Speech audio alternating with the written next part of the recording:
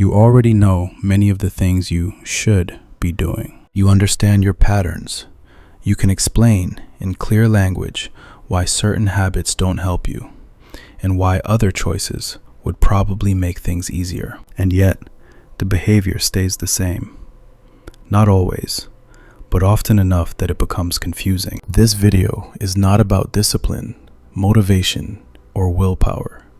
It's not about changing anything. It's about understanding why knowledge alone so often fails to translate into action, even for thoughtful, self-aware people. Because this gap isn't random, and it isn't personal failure. It's structural. We tend to assume something very simple about human behavior. We assume that once the mind understands something clearly, behavior should follow. If I know smoking is harmful, I should stop. If I understand why procrastination hurts me, I should act differently. If I can explain my own patterns accurately, those patterns should loosen. But what most people quietly experience is the opposite. Understanding increases, and behavior remains unchanged. This creates a specific kind of frustration, not dramatic, but persistent. A feeling of, why do I keep doing this, even though I can see it so clearly?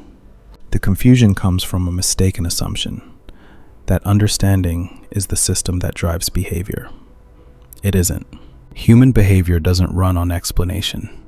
It runs on regulation. Most of what you do and don't do is not selected by logic, but by what keeps your internal state tolerable. This matters because knowledge lives in one system of the mind, and behavior is governed by another. Understanding is cognitive. Behavior is emotional and regulatory. Knowing something can be perfectly true and still have no authority over action, not because the knowledge is weak, but because it's speaking to the wrong system.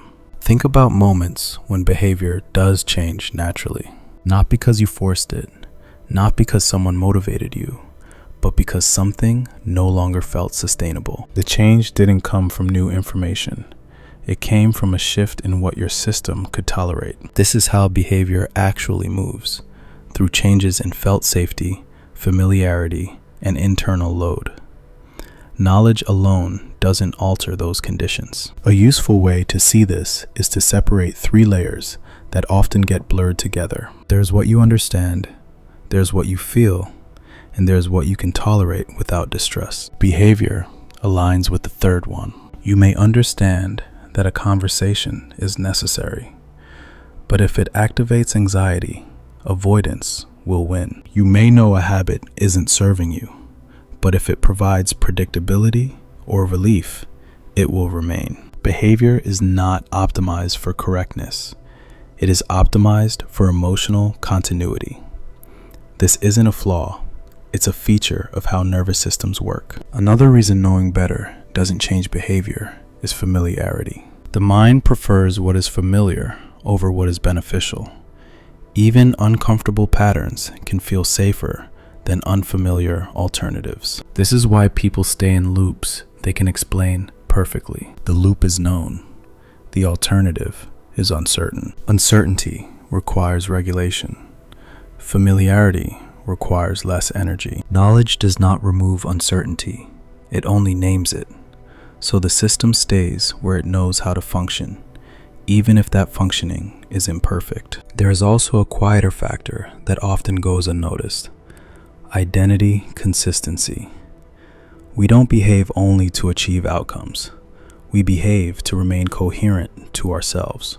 If a behavior fits into how you unconsciously understand who you are, knowledge alone won't dislodge it. The mind resists actions that threaten identity continuity, even when those actions are logical. So understanding becomes something you carry, not something you embody. This is why people can speak insightfully about their own patterns and still repeat them. The insight is accurate.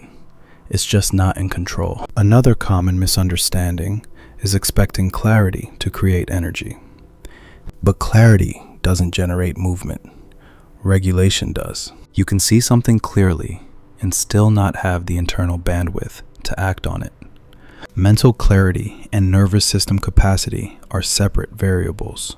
When capacity is low, behavior contracts toward what feels stabilizing. This is why people often regress under stress into patterns they intellectually outgrew long ago. Not because they forgot what they know, but because the system shifted into protection mode. Knowledge does not override protection. This is also why advice often fails. Advice assumes that behavior is waiting for better instructions, but most behavior is already over-instructed. What's missing is not explanation, it's internal permission and capacity, and those do not respond to logic alone. This is why telling yourself, "I know better," rarely produces change, and often produces shame instead. The system hears pressure, not clarity. When you see behavior through this lens, something subtle changes. The question stops being, "Why can't I do what I know is right?" and becomes, "What is this behavior regulating for me?" Not as a strategy, but as an orientation. The behavior is doing something important, even if it's not doing something helpful. Understanding that doesn't fix it, but it removes the sense of defectiveness. This perspective also explains why change, when it happens, often feels indirect. It doesn't arrive through force. It arrives when the internal conditions shift. When something becomes less necessary. When something else becomes tolerable. When the system no longer needs the old pattern to stay balanced. And often, the person cannot fully explain why the change happened, only that the behavior no longer fits. This is not failure of understanding. It's success of regulation. So when knowing better doesn't change behavior, it doesn't mean the knowing was useless. It means knowing was never the lever. Knowledge gives orientation. Behavior follows stability. And until then, understanding can still do something valuable. It can remove self-blame. This isn't about lowering standards or accepting patterns forever. It's about seeing behavior accurately. Not as a moral issue, not as a discipline problem, but as a system responding to conditions. Once you see that, the confusion softens.